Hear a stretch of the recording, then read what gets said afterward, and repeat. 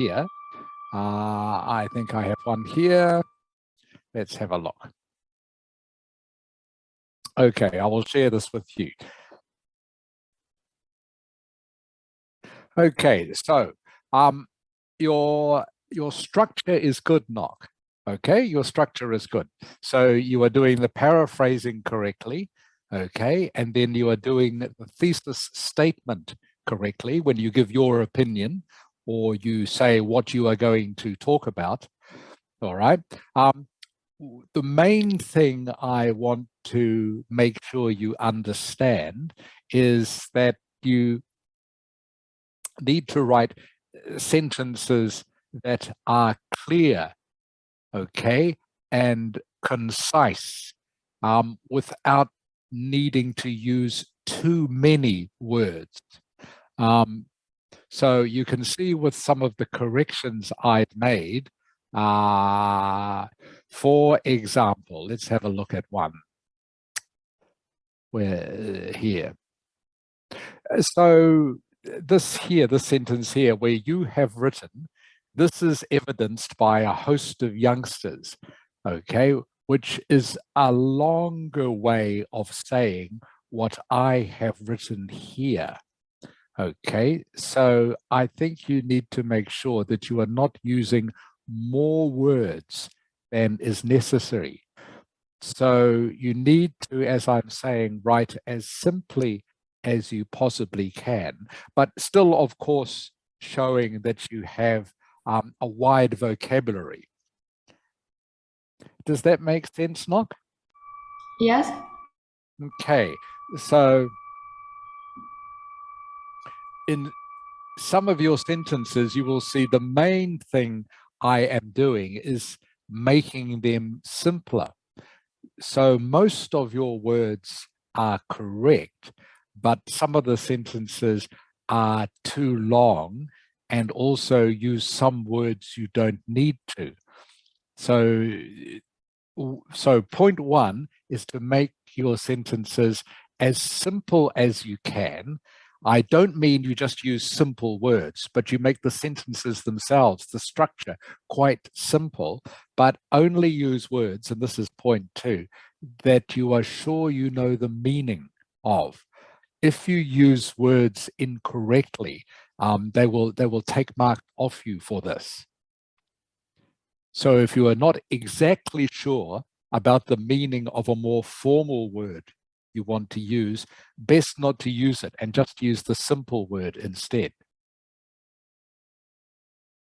So where is an example of that? Where have you have used words about the local film industry?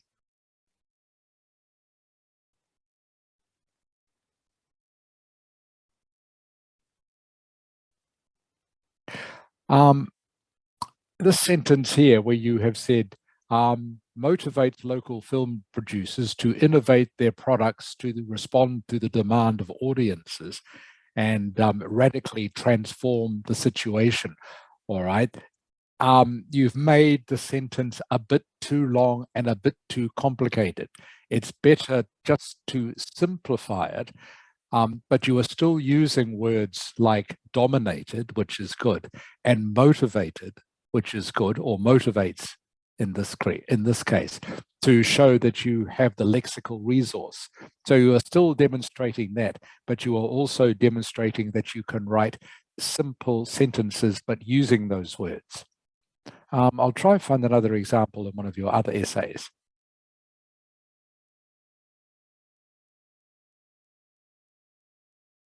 Let's have a look here. Which one did we just look at? Was it this one or the other one? Okay, that's the one we just saw.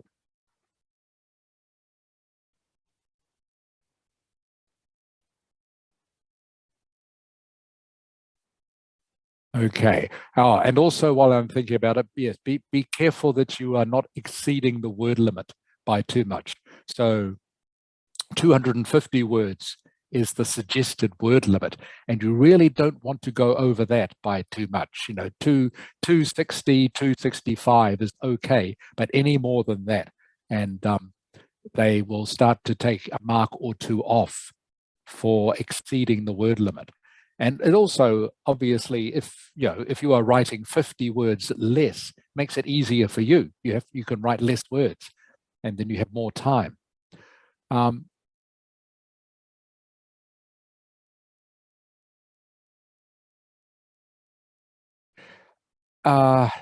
This sentence here,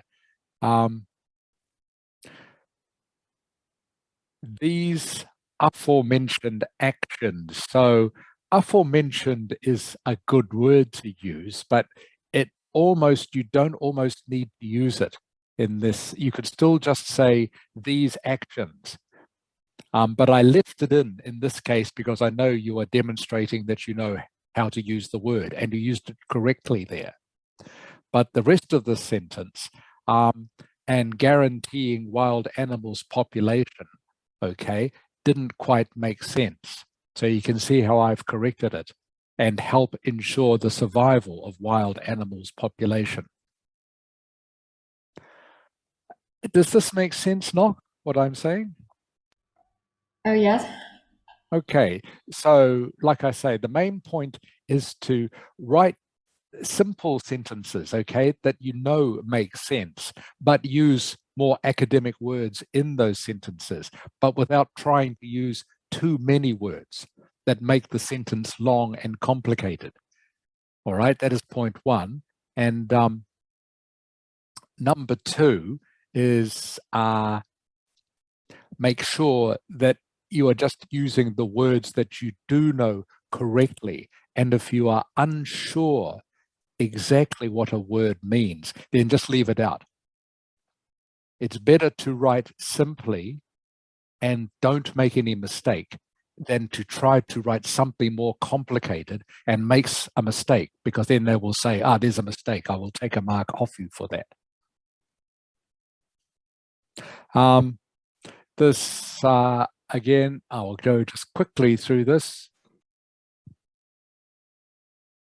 So you will note here that I said prudent isn't quite the right word for what you are saying here. So important is a better word for there. And you will have seen my explanation that I have written on the side.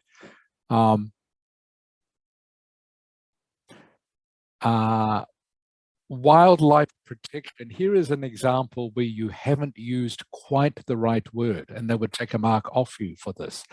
Although wildlife protection is an alarming problem, alarming isn't quite the right word to use in this context.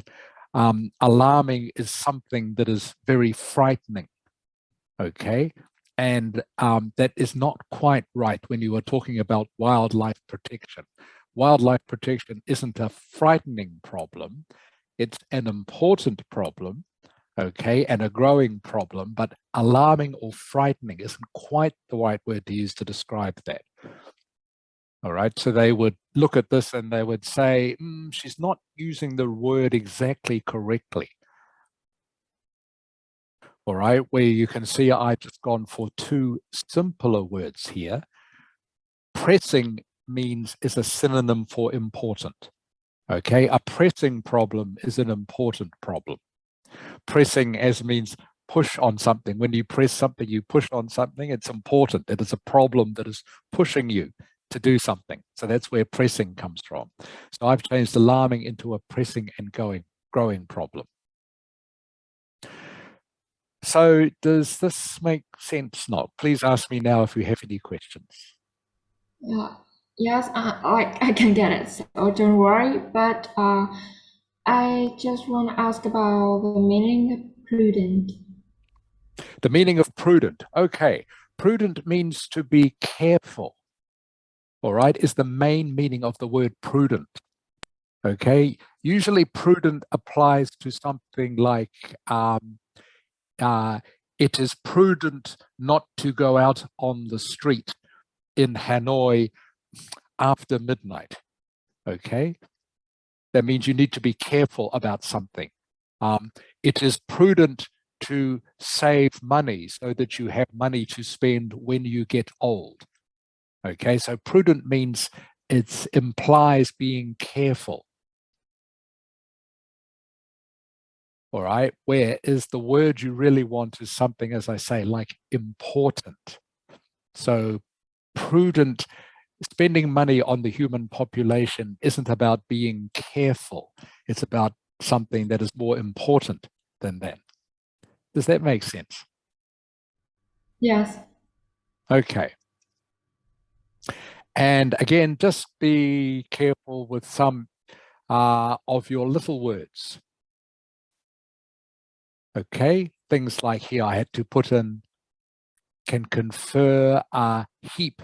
So heap is too informal for an essay like this. It's fine in conversation, but not in an essay. Okay, so that's why I've substituted number is a better word for an essay.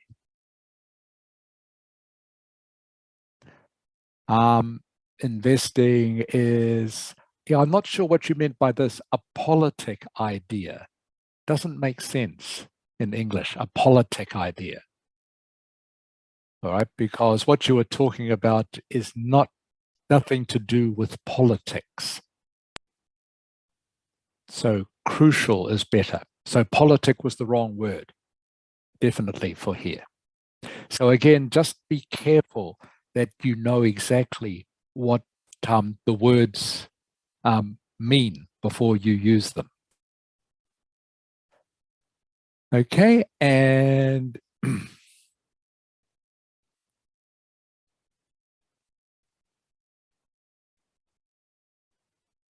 otherwise, you are doing pretty well, Nog.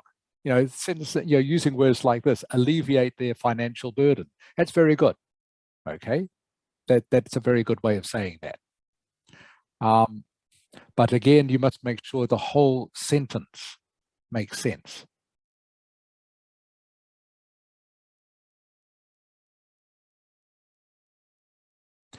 This sentence here, for example, doesn't make sense. As a result, the government can reduce the number of wild animals which are put in jeopardy, that's a good word, by providing financial aid for the poverty. But that sentence doesn't make sense. That's why I had to correct it. So for the poverty doesn't make any sense. For poorer people is what you needed to have for that sentence to make sense. So again, just be careful that your sentence makes sense. And like I say, if you are not sure when you are using longer words, just write it simply. Then you don't make any mistakes. Okay, any questions before we finish this now? I think I should use the poor instead of the poverty. Yes, you are talking about by providing financial aid for poorer people or poor people. Yes, so you need to use the word poor or poorer than poverty. Okay, so this was the wrong word. Mrs. Ha, have you got anything to say? Oh, yes, I'm here. Yeah, Okay, sorry, Mrs. Ha. Yeah. Yeah. So you understand what I have been saying to Knock? Because I understand. Thank you very much for having them. Okay, so that's why I told some, I told on students to come here and to listen, cooperation to have essays. Thank you very much for that. Right. It's very helpful. So I think all of them can learn from that. Yeah. And I think in particular, she wrote very carefully about what we should do. Okay. So, okay. Yeah. Thank you, Mrs. Hart. Okay. Thank you. I'm not here because today I think we have one more meeting and I thành một thành giác thành say hello to teacher because he has come earlier and to say hello and to see Okay. If you can get up or not. Okay. Okay. Sorry, Mrs. Hart. Sorry, Mrs. Hart. It's a little bit hard for me to hear where you are. Sorry. Yes, because I'm at the class. Sure. So, I know. yeah, I know. so sorry for that. But anyway, Okay. Đức Thịnh mới có thành các con bật camera lên, bây giờ là mắt và thầy vừa mới sửa bài cho bạn cho em. Đây thực ra là em học chứ không phải bạn học, bởi vì hai người bạn đại học rồi, đúng không? Sau rồi bật camera lên xong thì chào thầy hộ cô nhé. Và Thành chào thầy cô nhé. Với mọi người đã vào cho mọi người đã nghe bài của mình sửa cho học chưa? Cho nên là bác mới gửi vào trong cái nhóm các mọi người để làm gì, để mọi người đọc trước qua đi xem là đọc trước thế nào, thầy sửa thế nào, xong bây giờ thầy đã nói lại rồi đó. Các bạn nên chăm chỉ chút và cố gắng, giống như không phải là con nhà người ta đây, nhưng mà ít nhất là đi học thì đến lúc mà mình đi thi cái luyện sau bác thấy là để học luyện rất nhiều rồi và cuối cùng là biết mà vẫn phải sửa như thế, đúng không? Mà trong khi lúc đi thi thầy sau bác cũng biết là thầy sau hơi động viên học đấy, chứ còn nếu như mà thực sự mà nếu mà con vẫn còn sai theo kiểu vẫn còn đỏ hay nhiều thế này thôi thì cái điểm được mình được 7 nó rất là khó, chứ không phải điểm 7 đâu. Vẫn là một cái sự động viên của thầy thôi, nhưng mà thôi thì cứ train và keep practicing thôi Ngọc, đúng không ạ? Okay. Okay, Mr. Sa. So I have two new students tonight. Yeah, two new students tonight. Okay. So you please turn on camera for Thành and Thịnh. Okay, so who are the new students? So Tin Duc. Hai bạn là con nói nhưng không đọc mà. Yeah. Okay, A new student. Okay. Hello, teacher. Okay, now. Yeah. Okay. Because this is Nam. So Nam is here to help you. Okay? So don't worry. Listen, try the best and don't worry about studying. And that's listening. If you have any questions, ask the teacher, please. Okay? Okay, I think I understood that. Thank you, Mrs. Ha. Okay, and I have the other new student is Hello, Futan.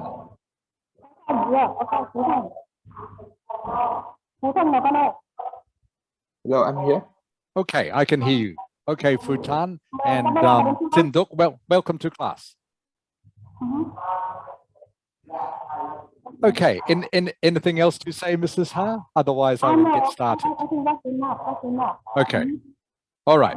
So maybe because Minh just now he wants to look up and he starting with 9 hours per week of center. So I suggested that he should stop studying here.